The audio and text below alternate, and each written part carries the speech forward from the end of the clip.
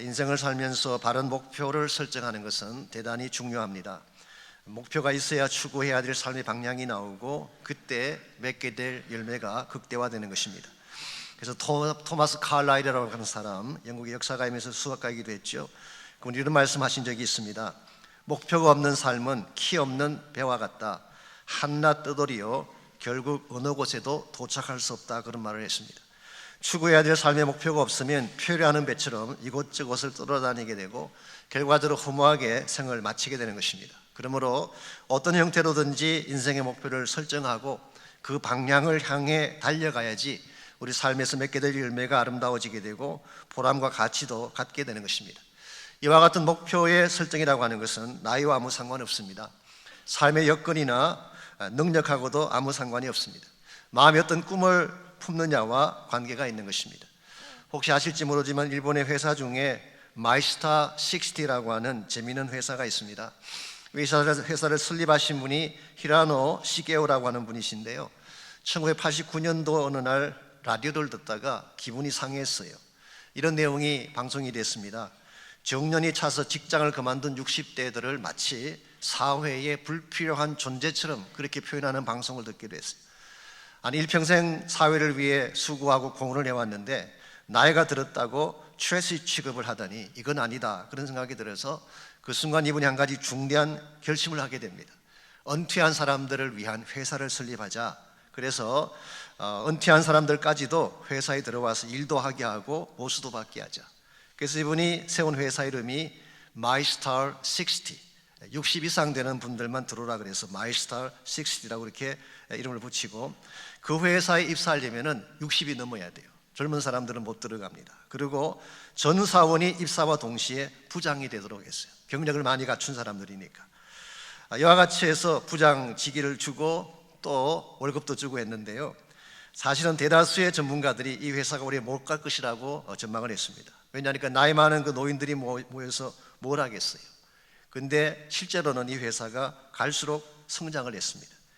얼마 전에 제가 통계를 보니까 직원 숫자가 9,023명이나 되고 주식에 상장될 정도로 회사가 성장을 했습니다. 그 이유가 뭘까요? 숙달된 기술자와 오랜 경륜을 가진 사람들을 모아놓았기 때문에 일의 효율은 떨어질지 모르지만 견고하게 일을 잘 처리한 것입니다. 이 소문이 알려지게 되자 각 곳에서 기술 자문을 요청해 오고 설계를 요청하고 심지어 법률 자문까지 도와달라고 오기 시작하면서 회사가 성장하기 한 것입니다. 회사의 슬로건이 뭘까요? 나이는 등번호일 뿐 인생의 정년은 없다. 이것이 그 회사의 모토였습니다. 나이가 문제가 아니죠. 처한 환경이나 능력도 실제로는 문제가 아닙니다. 내가 살아야 될 목표가 무엇인가, 이걸 분명하게 정하게 되면 얼마든지 수임받을 수가 있고 소중한 열매를 남길 수가 있는 것입니다. 금년도도 벌써 두 번째 주간을 맞이했습니다. 여러분은 새해를 시작하면서 어떤 목표를 설정하셨는지요? 혹시 키 없는 배처럼 마냥 흘러가는 삶으로 한 해를 보내게 된다면 금년의 삶도 낭비로 끝날 가능성이 많습니다. 그러나 확실한 목표를 설정하고 바른 것을 추구하게 된다면 한 해를 다 산 후에 남길 것이 있을 것입니다. 이런 면에서 우리가 그리스도인으로서 하나님 안에서 어떤 목표를 가지고 무엇을 추구하게 되면 우리 인생의 열매가 극대화될 수가 있을 것인가, 이 문제를 오늘 본문을 중심으로 함께 나눠보려고 합니다. 오늘 같이 읽은 본문에 보시게 되면 우리가 그치한 삶을 살면서 추구해야 될 참된 삶의 방향에 대한 말씀이 오늘 본문의 내용입니다. 사실 오늘 이 본문은 은사를 어떻게 사용할 것인가, 여기에 대한 문제를 다루고 있습니다. 하나님이 교회나 개인에게 은사를 주셨는데 이걸 바르게 사용하는 법이 뭔가, 이걸 다루면서 특별히 사도 바울은 방언과 예언에 대해서 집중적으로 다루고 있습니다. 왜 많은 은사 중에 이 두 가지를 택했을까? 그것은 그 당시 고린도 교회 성도들이 가장 추구했던 대표적인 은사가 이 두 가지이기 때문입니다. 그래서 오늘 본문을 통해서 방언이 무엇인가도 소개하고 예언이 무엇인가도 자세하게 소개하고 있습니다. 먼저 방언에 대해서 잠깐 정리해 보면 2절 말씀 보겠습니다. 방언을 말하는 자는 사람에게 하지 아니하고 하나님께 하나니 이는 알아듣는 자가 없고 영어로 비밀을 말함이라. 방언이라고 하는 것은 하나님께 말하는 랭귀지, 영적인 언어라고 말하고 있습니다. 그래서 영적 비밀을 말하게 되고 15절 말씀에 하면은 영어로 기도하는 것이다, 그렇게 표현하고 있습니다. 어떤 분들은 사도 바울이 방언에 대해서 부정적 견해를 가지고 있는 게 아닌가 그렇게 말씀하는 분도 계시지만 오늘 본문의 문맥은 그런 것은 아닌 것 같습니다. 왜냐하면 5절을 잠깐 보면 나는 너희가 다 방언 말하기를 원한다 그렇게 말씀하셨어요. 18절에서는 사도 바울 자신도 방언을 말한다 그렇게 이야기하면서 그 사실을 하나님께 감사한다고까지 했습니다. 그러므로 오늘 본문 전체의 컨텍스트는 방언을 부인한다든가 방언을 하지 말라고 금하는 것이 아니라 오히려 방언 사용의 한계에 대해서 설명을 하고 있는 것입니다.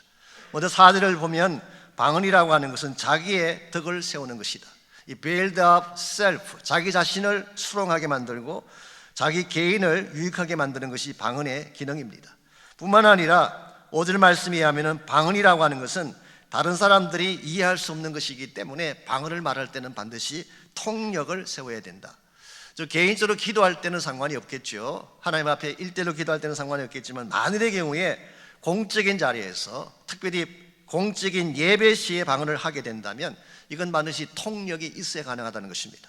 만약 통력이 없다면 절제하라 그런 뜻이에요. 이런 면에서 방언은 참 귀한 은사이고 좋은 은사임에도 불구하고 오늘 이 사도 바울의 권면은 퍼블릭 월십, 공적인 예배나 공적인 모임에서는 절제하라 이것이 오늘 본문의 내용입니다. 그 반면에 예언에 대해서는 사모하고 추구하라고 인커리지하고 있습니다.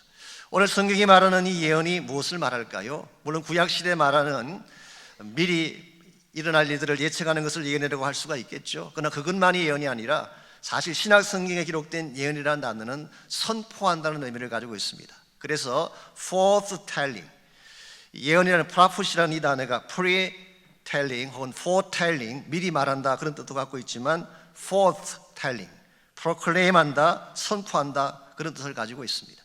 특별히 우리 신약 성경이 완성되기 전까지는, 그러니까 주후 1세기 말엽까지로, 그때까지는 maybe 하나님이 직접 계시를 보여주시고 계시를 받게도 했던 것 같습니다. 왜냐하면 사도 바울 같은 경우에 아라비아 사막에서 직접 계시를 받았다 그렇게 말씀한 적이 있지 않습니까? 그래서 1세기 말엽까지는 아마도 하나님이 계속적인 계시를 주신 것 같은데요. 근데 요즘도 그럴까요? 가끔 그렇게 말씀하는 분들이 계시죠. 나는 하나님께 직접 계시를 받아서 말한다. 그래서 마치 용한 점쟁이처럼 말씀하는 분들이 계시는데 이것은 굉장히 위험한 것입니다. 왜냐하면 성경이 완성된 후에는 또 다른 계시가 사실은 필요 없습니다. 왜냐하면 성경이라는 계시만으로 충분하기 때문에. 하나님이 주신 이 계시를 기록해 놓은 것이 성경책인데 성경 안에는 과거, 현재, 미래에 대한 하나님의 모든 계시가 다 들어있기 때문에 이 성경을 읽고 풀고 선포하면 충분한 것입니다.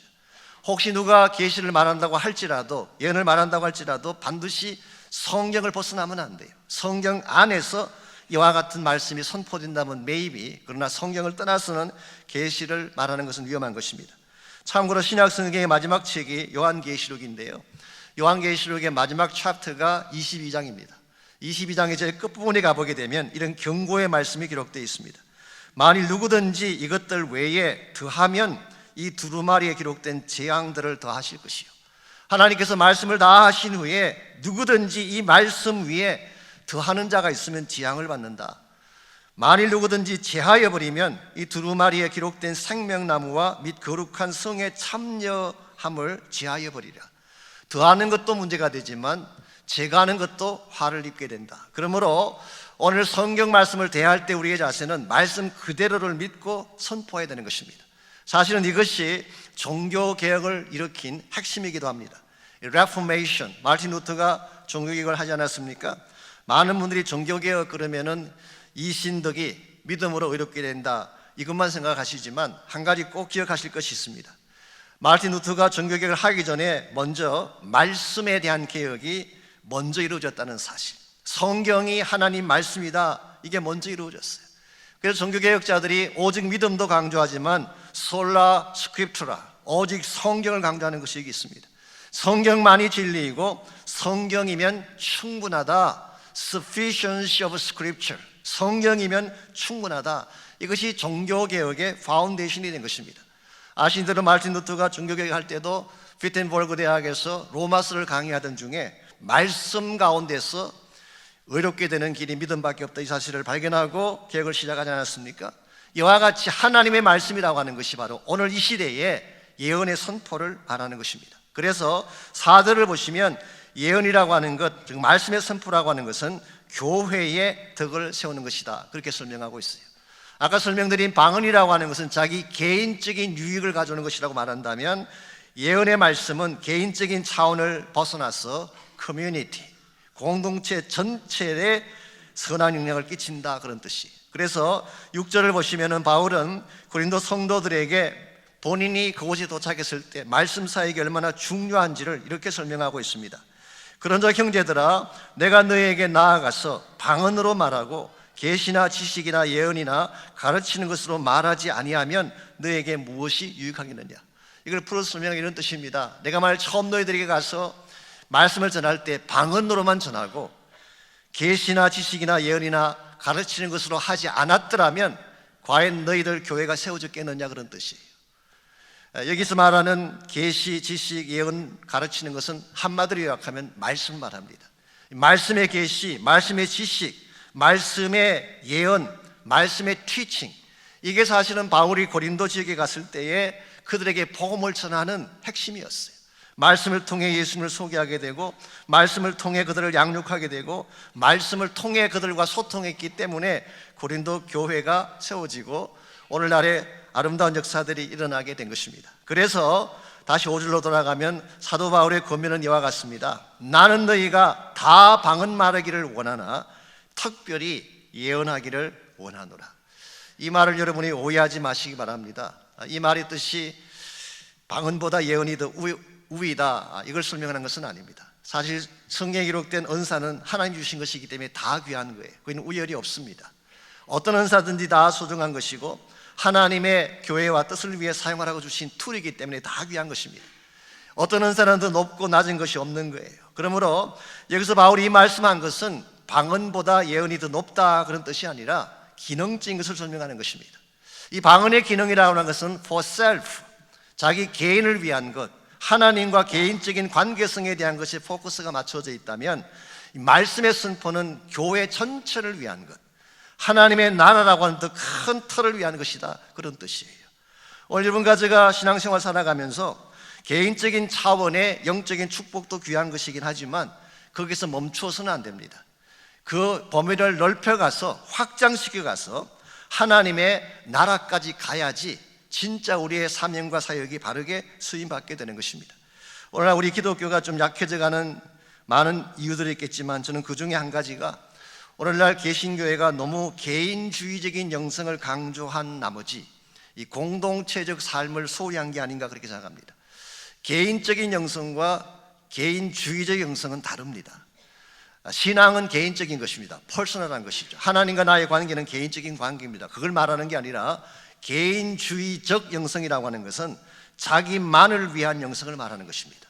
나만 구원받으면 되고, 나만 축복받으면 되고, 나만 체험을 누리면 된다, 이와 같은 풍조는 대단히 위험한 것입니다.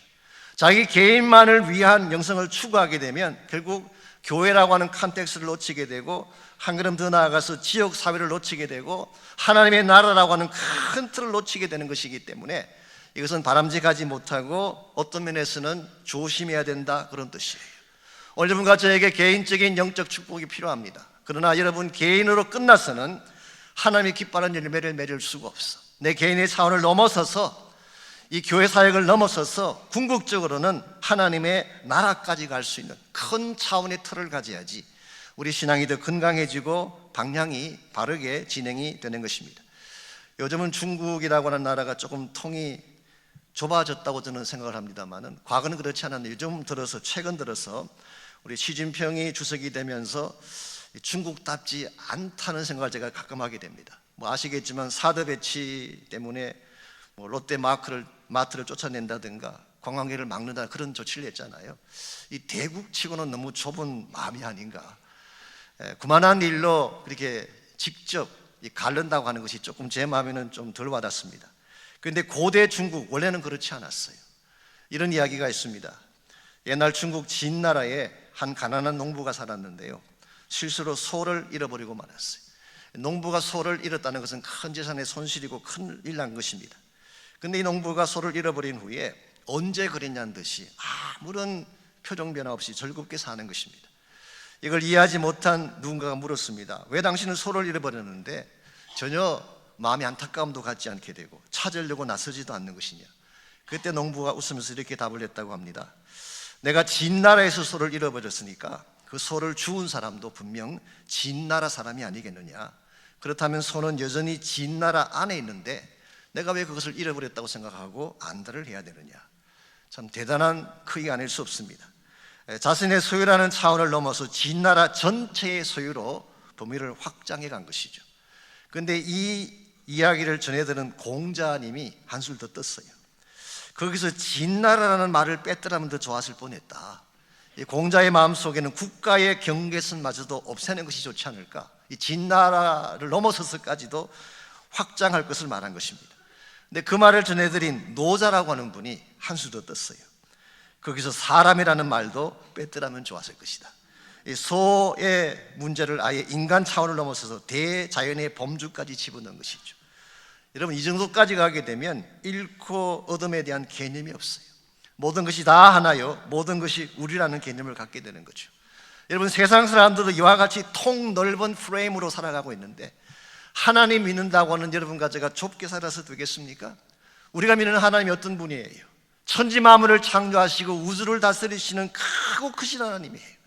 우리가 그 하나님의 아들, 딸이 됐다고 말하면서 좁게 보고 좁게 생각하고 좁은 차원에서 살아간다면 얼마나 하나님이 안타까워하시겠어요. 그러므로 정말 우리가 건강한 크리스찬 삶을 산다고 하는 것은 나의 틀을 깨뜨리고 더 넓은 차원의 유익을 바라보고 하나님 나라의 목적이라고 하는 큰 차원의 비전을 향해 나아가야지 우리 삶 자체가 하나님께 영광이 되고 맺는 열매도 극대화되어지는 것입니다.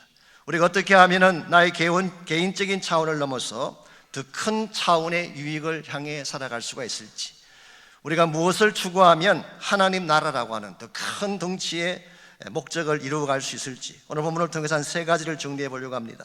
오늘 본문을 보시게 되면 추구하라는 의미를 가진 동사가 3번 반복해서 나옵니다.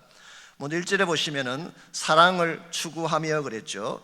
디오케이테라는 이 단어는 earnestly pursue love, 사랑을 진지하게 진실되게 추구하라 그런 뜻이에요. 두 번째로 신령한 것들을 사모하라 그랬죠. 이 젤루테라는 이 헬라 말은 eagerly desire, 간절하게 열망하고 사모해라 그런 뜻이에요.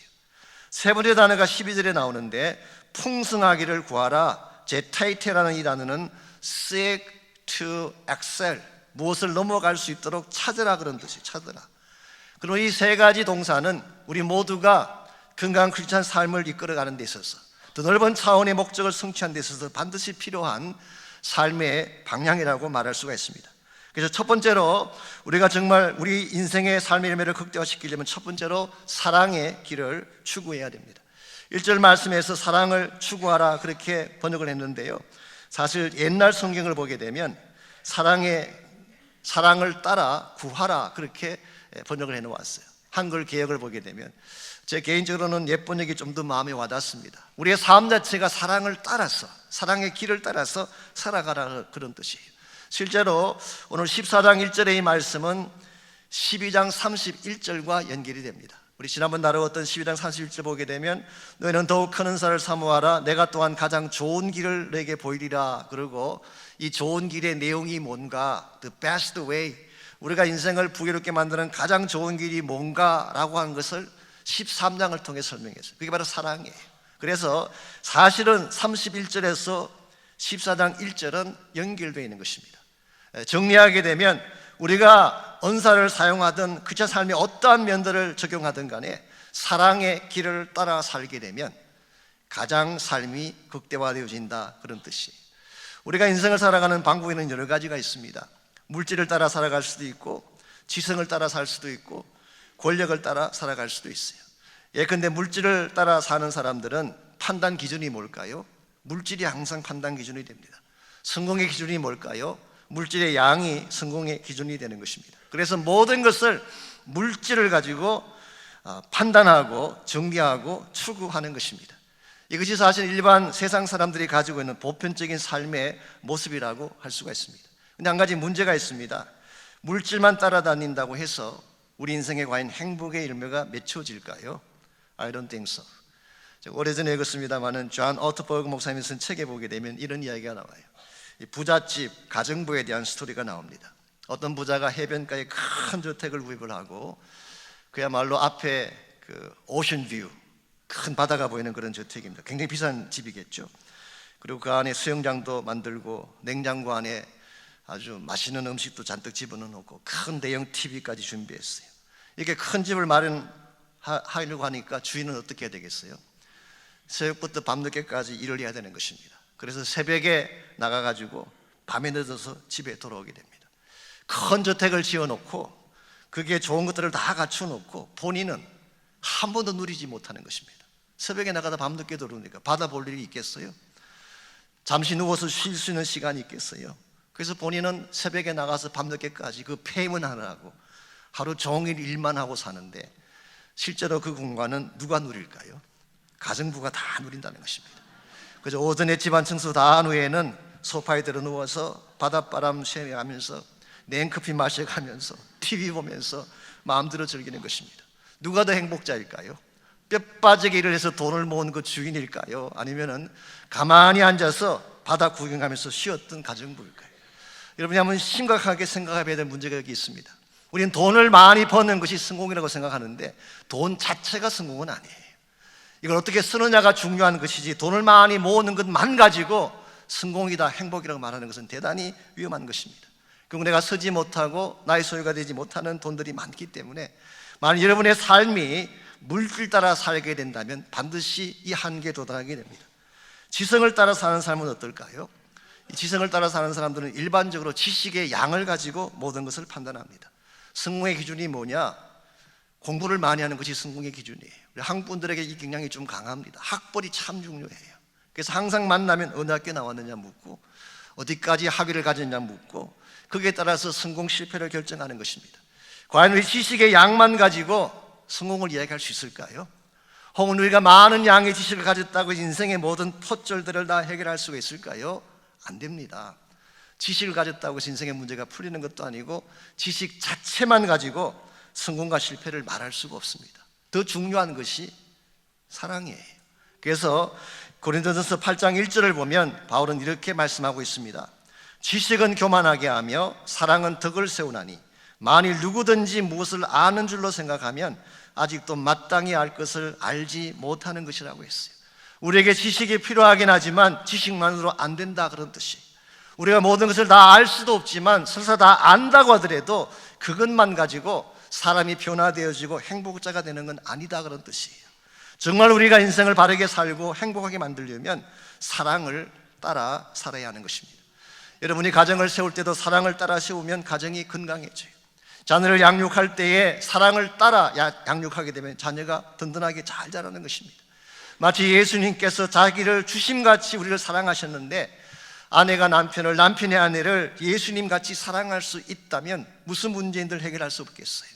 그래서 여러분 한 분 한 분이 금년 한 해를 지나가시면서 사랑을 따라 살 것을 결심하시기를 바랍니다. 무슨 일을 행하든지 사랑을 따라 살겠다 하게 되면 최상의 열매가 주어지는 것입니다. 두 번째로 우리 삶의 열매를 극대화하려면 신령한 것을 추구해야 된다. 세상적인 것이 아니라 영적인 것, 신령한 것을 추구해야 된다 그런 뜻입니다. 1절을 다시 보시면은 사랑을 추구하며 신령한 것들을 사모하되 특별히 예언을 하려고 하라 그랬어요. 여기서 말하는 신령한 것들은 직접적인 의미는 언사를 말합니다. 이 언사를 너희들이 사모해라 그런 뜻이에요. 그리고 그 언사 중에서도 바울은 특별히 예언의 언사를 사모하라 그렇게 말씀하고 있습니다. 즉 말씀을 가지고 사는 삶, 이것을 사모하라는 뜻이에요. 여러분과 제가 말씀이라는 은사를 갖게 되면 어떤 유익이 있을까요? 사람들에 보게 되면 말씀이 가져오는 세 가지 유익이 사람들에 나와 있어요. 그러나 예언하는 자는 사람에게 말하여 덕을 세우며 권면하며 위로하는 것이라고 해요. 덕을 세운다는 말은 edification, build up, 깨어지고 무너진 것을 다시 세워주는 역할이 말씀의 역할이에요. 두 번째로 권면한다, exhortation, 이것은 바로 챌린지하고 약한 것을 강화시켜주는 것을 권면한다고 말해요. 세 번째가 위로하는 것, comfort, 이것은 낙심하고 마음이 상한 자에게 치유와 회복을 주는 것을 말하는 것입니다. 영적으로 바로 선다는 게 뭔가요? 바로 이 말씀으로 산다는 뜻이에요. 이 말씀을 나의 가슴에 품고 이 말씀을 나누고 선포함으로 말미암아 수많은 연약한 자들을 세워주고 바르게 하는 삶을 오늘 성경은 신령한 삶, 영적으로 건강한 삶이다 그렇게 부르고 있어요. 여러분, 크리스찬 삶이라고 하는 것은 산 속에서 이루어지는 삶이 아닙니다. 어떤 분들은 산 위에 올라가서 그냥 1년 6개월, 12개월 계속 기도만 하는 분이 계시는데요, 물론 기도가 필요하지만 그것만 해가지고는 안 됩니다. 수도원에 들어가서 도만 닦아서는 안 돼요. 크리스찬 삶의 본질은 척박한 세상 안에서 이루어지는 거예요. 여러분과 제가 빛이 되고 소금이 되려면 세상 안에 들어가서 소금이 되어야 돼요. 우리 모두가 이 사실을 간구하고 있기 때문에 그냥 홀로 영성에 빠져서 정말 해야 될 일들을 망각하고 놓칠 때가 참 많이 있습니다. 여러분께서 복음서를 보시게 되면 이런 사건이 나옵니다. 한 번은 예수님께서 수제자 3명을 데리고 산 위에 올라가셨어요. 올라가신 후에 갑자기 예수님이 변하기 시작해서 옷에 광채가 나오고 몸이 눈이 부시도록 영광스럽게 변화했어요. 그래서 우리는 그것을 트랜스피규레이션, 이 변화의 사건, 그게 산에서 일어났기 때문에 변화산상의 체험이다 그렇게 이야기하죠. 그때 그 산 위에 엘리야가 나타나고 모세가 나타나서 예수님과 함께 말씀을 하는 것입니다. 이걸 곁에서 본 베드로가 그냥 정신이 나갔어요. 사실 하나님께서는 예고편을 보여주신 건데, 이 그렉 로리 목사님 말씀 빌리자면 스낵 프리뷰 of main feature, 진짜 보여줘야 될 그 영화의 예고편을 살짝 보여주신 것인데, 베드로는 이것 보고 그냥 완전히 갔어요. 그 주님께 말씀하기를, 주님, 여기가 좋사오니 여기에 초막셋을 짓고 영원히 살았으면 좋겠습니다. 베드로의 마음은 아마 그랬을 것입니다. 근데 예수님 어떻게 하셨어요?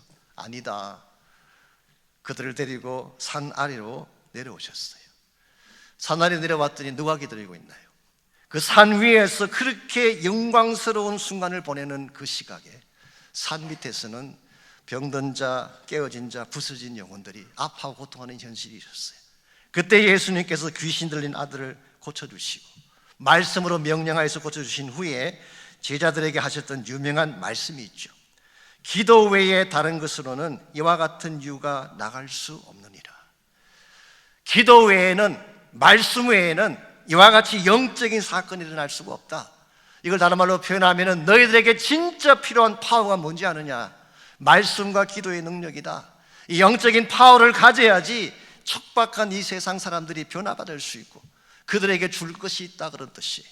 오늘 우리가 예수 믿고 크리스찬이라고 말을 하는데 정말 세상이 우리를 필요로 할 때 뭘 줄 수 있겠어요? 우리 가진 물질이나 돈 줄 수 없습니다. 언과금은 우리에게 없지만 나사렛 예수 이름을 드려야 돼요. 그 권세를 주어야 돼요. 말씀을 선포하고 기도함으로 말미암아 세상이 살아나게 하는 것, 이와 같은 역할을 감당해야지 여러분과 저의 삶이 하나님께 바르게 쓰임받고 열매가 극대화되어지는 것입니다. 그러므로 저는 2020년 한 해를 사는 여러분 한 분 한 분이 우리 표처럼 능력으로 체험받고 세상의 능력이 아니라 신령한 능력으로 체험받고 말씀과 성령과 기도로 충만해져서 세상을 변화시키는 주역들이 되시기를 바랍니다. 그래야지 우리 삶이 가치 있게 쓰임받는 것입니다. 이와 같이 우리의 삶의 열매가 극대화되어지려면 1차적으로는 사랑을 추구해야 되겠지만 두 번째는 영적인 능력을 가져야 됩니다. 세 번째로 필요한 것이 있습니다. 이 모든 것을 한 후에는 타인의 덕을 추구하는 것, 즉 나의 축복이 아니라 다른 사람의 복을 추구하는 것이 오늘 본문이 말씀하고 있는 우리 크리스찬 삶의 방향입니다. 12절 말씀 보겠습니다. 그러므로 너희도 영적인 것을 사모하는 자인즉 교회의 덕을 세우기 위하여 그것이 풍성하기를 구하라 그랬어요. 여기서 교회의 덕이라고 하는 것은 교회 전체가 잘 되는 것을 위해서 그런 뜻입니다. 제가 New Living Translation을 봤더니 이렇게 번역이 되어 있습니다. Seek those that will strengthen the whole church. 교회 전체를 강하게 만드는 것, 이것을 위해서 너희들이 노력하고 추구하라 그런 뜻이에요. 여러분, 개인적으로 영적인 축복을 받는 것 좋은 것입니다. 말씀드린 것처럼 방언으로 기도하고 응답받고 하나님을 깊이 만나는 것 귀한 것이죠. 그러나 만일 나의 체험이 개인적인 차원에서 멈추게 된다면 하나님께 기뻐하시는 삶의 방향은 아니에요. 여러분과 제가 이 개인적인 축복의 프레임을 깨뜨리고 하나님의 교회 한 걸음 더 나아가서 하나님의 나라 전체를 향하여서 우리 삶의 방향이 정해져야지 하나님이 기뻐하는 열매가 우리 삶을 통해 주어지는 것입니다. 여러분의 삶의 방향, 영성의 방향은 어느 쪽인가요? 여러분 자신을 향하고 있습니까? 타인을 향하고 있습니까? 개인의 만족을 향하고 있습니까? 아니면 공동체의 영광을 향하고 있습니까? 아무리 그럴듯한 명분이라도 그리스도의 몸을 상하게 하고 공동체를 깨는 것은 하나님이 절대 용납하지 않습니다. 예수님의 몸은 거룩한 하나님의 전이에요. 하나님의 몸을 깨뜨리는 것은 해서는 안 됩니다. 나 중심적인 영성을 뛰어넘어서 다른 지체를 세우고 공동체를 건강하게 만들어가는 것, 그리고 결과적으로 하나님의 킹덤을 만들어가는 것, 이와 같은 사명을 우리가 감당해 나갈 때에 우리 삶 자체도 복을 받지만 우리 때문에 수많은 사람들이 귀하고 아름다운 복을 향해 나가게 되는 것입니다. 제가 최근에 받았던 책이 한 권 있습니다. 출판사에서 가끔 프로모션용으로 보내주는 책이 있거든요. 그 책 제목이 Rediscover Jesus라는 책이에요. 예수를 재발견하라, 그렇게 번역할 수 있는 책인데요. 이 매튜 켈리라고 하는 뉴욕 타임즈 베스트셀링 오서가 쓴 책입니다. 자, 그 책의 프롤로그를 보니까 이런 이야기가 있었습니다. 폴이라고 하는 한 회사원이 있었는데 이분이 뉴욕에서 큰 미팅을 마치고, 아주 회사에 굉장히 중요한 그런 프로젝트 미팅입니다. 그걸 성공에 잘 마치고 자기 팀 동료들과 함께 공항으로 가려고 거리로 나왔습니다. 그런데 그날이 금요일 오후예요. 금요일 저녁 시간입니다.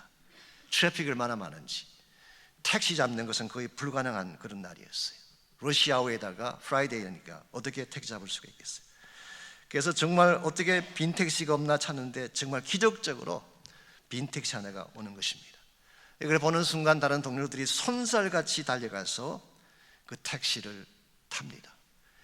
근데 빨리 달려가는 바람에 길가에서 장사하고 있는 작은 야채 행상을 발로 차버리기도 했어요. Small Produce Stand, 작은 그 야채 행상 하나를 발로 차버리게 됐습니다. 그랬더니 과일과 야채가 바닥으로 떨어지고 뿔뿔이 흩어지는 것입니다. 그런데 아무도 케어하지 않고 택시를 탔어요. 그런데 이 폴은 택시를 타지 않고 그 자리에 멈추었어요. 다른 동료들이 외칩니다. 빨리 오라고. 이 택시 타지 않으면 당신 오늘 비행기 놓친다. 사실 비행기 놓치면 낭패죠. 하룻밤을 더 자야 되니까. 그럼에도 불구하고 폴은 놔두고 먼저 가라, 그들을 보냅니다. 그러고 나서 야채 스탠드로 와보니까 스탠드 옆에 할머니 한 분이 울고 계셨어요. 자세히 봤더니 She was blind, 앞을 보지 못하는 시각 장애자였어요. 눈이 밝은 사람이라면 흩어진 과일 어떻게 주스면 되겠는데 앞을 보지 못하는 할머니가 어떻게 그 과일을 주워 담을 수 있겠어요. 그래서 앉아서 울고 계시는 그 할머니를 이 폴이 위로해드리면서 땅에 흩어지는 야채와 과일을 다 줍기 시작했어요. 그 곁을 수많은 사람들이 지나갔지만 다들 자기 갈 길이 바쁜지 Nobody cares, 아무도 케어하지 않는데 폴 혼자서 과일을 다 정돈한 후에, 물론 상한 것들은 버렸겠죠. 그러고 나서 지갑을 끄집어내서 이렇게 돈을 할머니에게 주면서, 할머니 이 돈이면은 손해 보신 것 커버할 수 있을 것입니다. 그랬더니 그 할머니가 물었어요. Are you Jesus? 혹시 예수님 아니냐고. 이 당황한 폴이 아니라고, 절대 아니라고 그렇게 거절을 하자 그분이 계속 말씀합니다. 아까 스탠드가 넘어지고 과일이 다 땅에 떨어질 때 제가 도움을 요청하실 분은 예수님 한 분밖에 없었어. 예수님께 기도했대요. Jesus, please come and help me. 예수님, 지금 나에게 다가오셔서 나를 도와주십시오. 그렇게 기도했는데 당신이 와서 도왔으니까 You must be Jesus. 당신이 예수가 아닌 거에 예수인 것이 틀림이 없지 않겠습니까? 그날 밤에 이 폴은 비행기를 놓치는 바람에 집에 돌아가지 못하고 하룻밤을 더 뉴욕 호텔에서 머물면서 한밤중에 자신에게 던진 질문이 이와 같습니다. 제가 이걸 먼저 표현해 드리면은 When was the last time someone confused you for Jesus? 누군가가 당신을 예수님 같다고 착각하게 만들었던 때가 언제였는가? 여러분, 이 세상을 아름답게 만드는 것은 돈이 아니에요. 우리의 능력이나 우리의 재능도 아닙니다. 우리 모두가 작은 예수가 되는 것입니다. 이것이 우리 모두가 추구해야 될 삶의 방향이라고 생각합니다. 만일 우리가 예수님처럼 사랑할 수만 있다면, 만일 우리가 예수님처럼 신령한 능력을 소유할 수만 있다면, 만일 우리가 예수님처럼 나를 희생함으로 누군가를 세우고 살려줄 수만 있다면, 분명 우리 때문에 이 세상은 더 아름다워질 것입니다. When was the last time someone confused you for Jesus? 나를 보며 당신이 예수님 같다고 착각한다고, 예수님처럼 사랑하는 삶을 산다고 말을 하는 것을 들은 적이 언제인지요? 혹시 아니라면 우리는 기도가 필요합니다. 우리 삶의 진정한 목표는 예수님이에요. 예수님 닮는 것입니다. 우리의 마음속에 주님의 사랑을 부어달라고 기도하시고, 우리 심령 가운데 주님의 그 능력을 부어달라고 기도하시고, 우리도 예수님처럼 누군가 뿔뿔이 흩어진 과일을 주워 담아주고 울며 흐느끼는 자를 찾아가서 위로해주고 세워줄 수 있는 참 예수의 사람으로 살 수 있도록 힘을 달라고 기도하시기 바랍니다. 그래서 우리 모두가 꽃처럼 구름처럼 바람처럼 바다처럼 하나님의 향기와 찬양이 되고 하나님의 기쁨이 되는 삶, 이 삶을 살아야지 한 번을 살아도 가치가 있고 귀한 열매를 남길 수가 있습니다.